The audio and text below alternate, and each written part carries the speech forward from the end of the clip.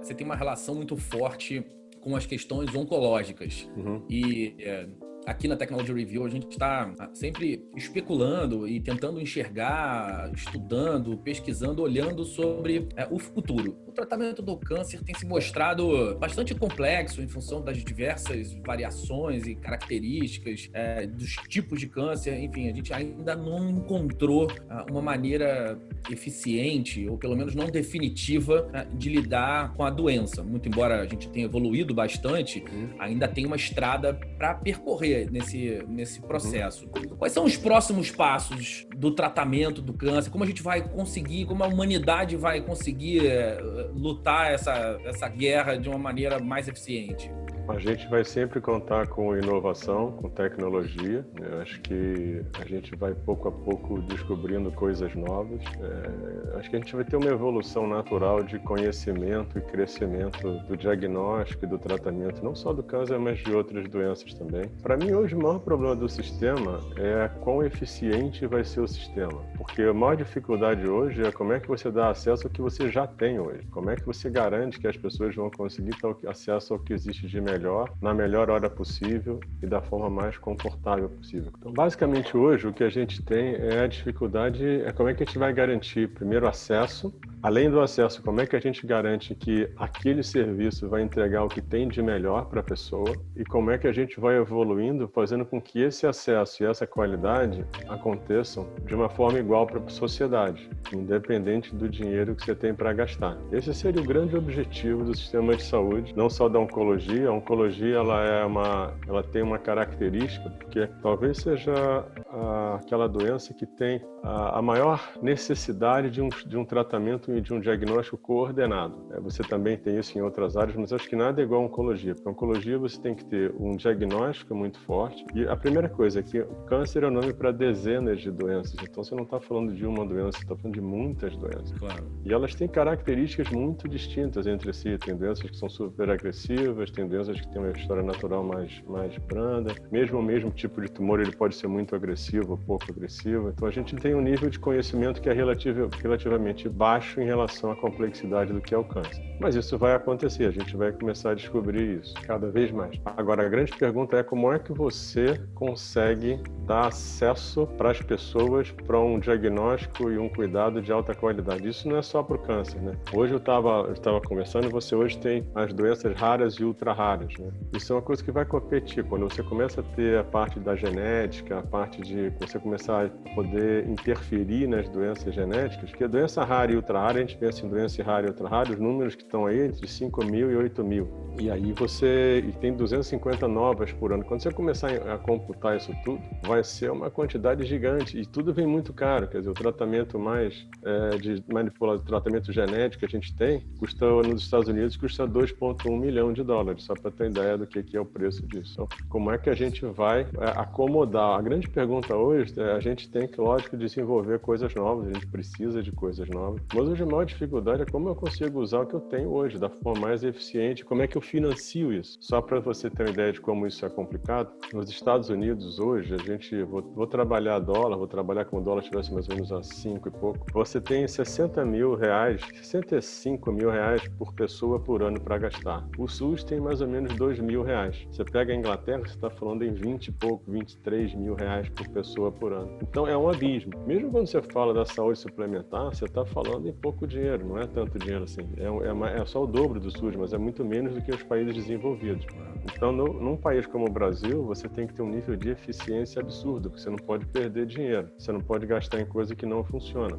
Em situações normais, obviamente, a abordagem teria sido muito diferente, mas como se desata esse nó? Assim, de olhar a saúde como um todo e agir em diversas questões em paralelo, sem dinheiro, numa sociedade que tem problemas estruturais. Isso é investimento de longo prazo. Primeiro tem que ter planejamento. Porque uma coisa que tem que ficar clara é que não importa o dinheiro que você tem, quando você usa bem esse dinheiro, você beneficia muita gente. Claro. Né? Hoje você vê, às vezes eu vejo algumas reportagens que saem de onde as pessoas moram, o nível de pobreza, o nível de insalubridade, né? Os caras não tem nem água para beber, o percentual de lares sem água potável é assustador, né? Então, isso é um projeto de longo prazo. Isso não é um projeto de Estado, de governo, é um projeto de Estado. E você vai ter que envolver tudo isso, educação, saúde, segurança. O que eu vejo hoje é que talvez a gente não tenha realmente... São muito mais programas de governo do que de Estado. Todo programa de governo, ele vai focar, às vezes, na minha reeleição, ele vai focar como é que eu trago isso para mim, para o meu partido. O que eu acho mesmo hoje é que a sociedade não é primeiro lugar em nada, para ser bem honesto contigo.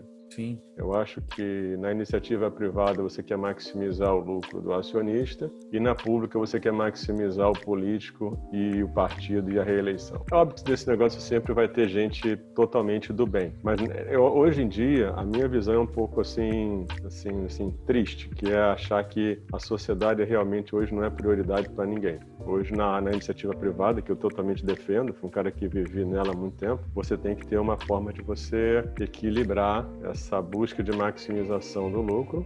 Depois que você passa a sustentabilidade, você tem aonde você vai, que nível de o quanto você vai investir que vai te favorecer, o quanto você investe como empresa e quanto você vai investir para também dar um retorno maior, não só para a sociedade, mas como para os funcionários, para todo mundo. E no lado público você tem essa coisa da política, né? Porque, claro, por exemplo, o que aconteceu com a Covid? A Covid deixou claro as fragilidades do sistema. E uma das delas, claramente, é a dificuldade de você ter uma articulação federal, estadual e municipal por vários motivos, uma delas é política. A outra coisa que a gente comentou lá atrás é a falta de informação. É que eu digo assim, nenhum país estava preparado assim, 100% para tratar a Covid, fora algumas exceções, né? Mas esses países maiores, esses que estão tendo uma mortalidade grande, até alguns que eram tidos como sistema de saúde muito eficiente, você vê que eles não conseguiram lidar. Mortalidade alta, sobrecarga dos hospitais. Então, o que acontece? Primeiro, eu acho que tem vários motivos aí em relação a isso, mas um deles é a falta de informação. Eu acho que é impossível você ter um país assim com folga para receber uma pandemia, porque quanto menos dinheiro você tem, mais eficiente você tem que ser. Quanto mais eficiente você é, menos sobra você tem. Então você trabalha sem sobra. E aí, de repente, vê um negócio que agudamente sobrecarrega tudo. Então, a minha pergunta, a grande capacidade de um governo hoje, primeiro, você não fica eficiente no meio de uma pandemia. Ou você era ou você não vai ser. Até porque se você não conseguia ser antes, durante a pandemia, tu não vai ser mesmo. Porque claro, se já não conseguia em tempos normais, em tempos de guerra não vai ser mesmo. Sim. Então tudo tem que ser trabalhado para que o teu sistema seja o mais eficiente possível em tempos entre guerras. Porque a única chance que você tem de durante uma guerra é tentar andar rápido.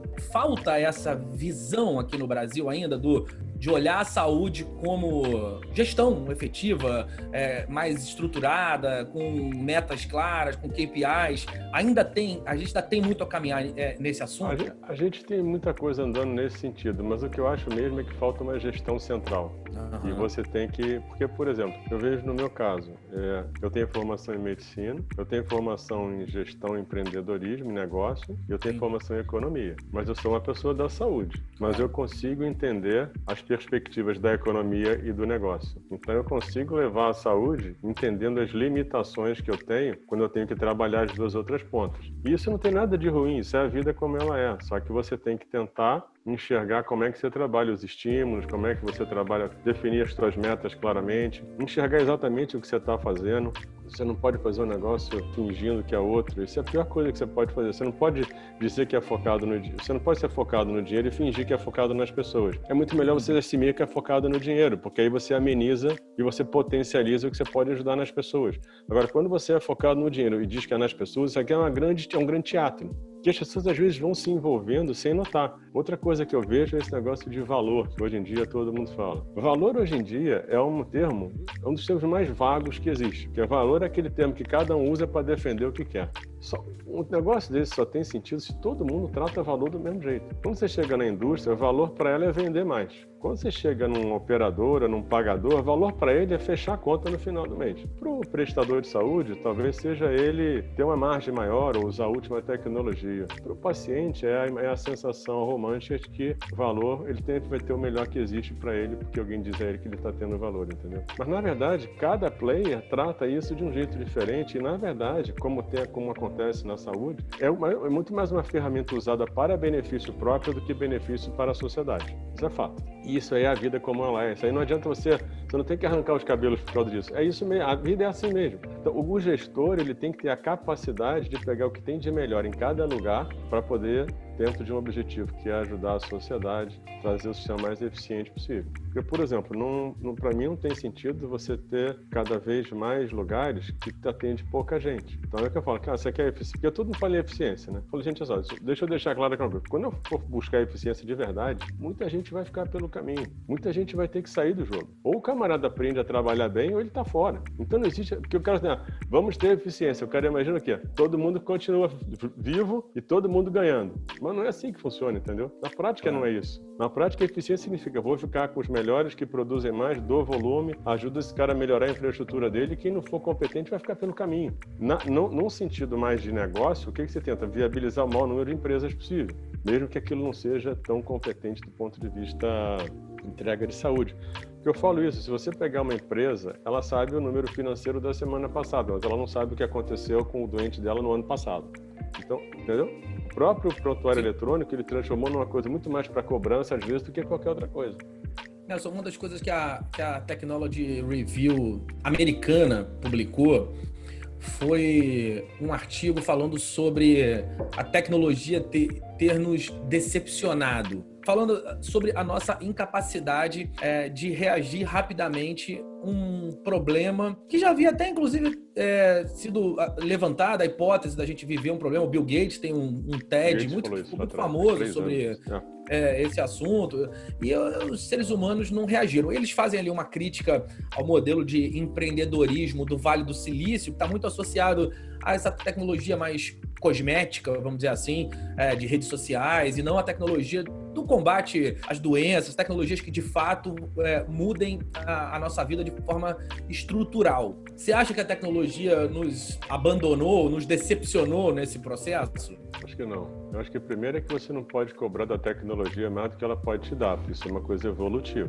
Sim. O que acontece é que de uma hora para outra você queria que ela fosse tudo. Não existe isso. Isso é uma coisa que você tem que... Outra coisa importante é que tecnologia é só ferramenta. Ela não é um objetivo nela mesma. Tecnologia não tem... Até quase tudo na vida é bem usado ou mal usado. Não é bom nem ruim na essência, é bem usado ou mal usado. Então, a tecnologia, ela não decepcionou. A gente está evoluindo. A gente cresceu, a gente evoluiu muito tecnologicamente. Se você olhar o que a gente... Eu fico brincando que se você voltasse 100 anos atrás, um camarada ver você ligando a televisão à distância, botando um som pelo Bluetooth, o cara vai achar que você é um mago, né? Que você vem de outro planeta. Então, a gente evoluiu tecnologicamente, mas a gente não evoluiu socialmente. Nossa evolução social é muito pobre, né? A tecnologia está sempre do nosso lado, ela só ajuda. O problema é se você vai usar bem ou mal. Mas que a tecnologia tem uma evolução natural. O mundo vai evoluindo, as coisas novas vão surgindo, isso vai se desdobrando, né? E que a saúde ela tem um problema, ela aumentou a complexidade sem aumentar a automação. Quando você aumenta a complexidade sem aumentar a automação, você começa a criar um monte de ponto de erro, de gargalo.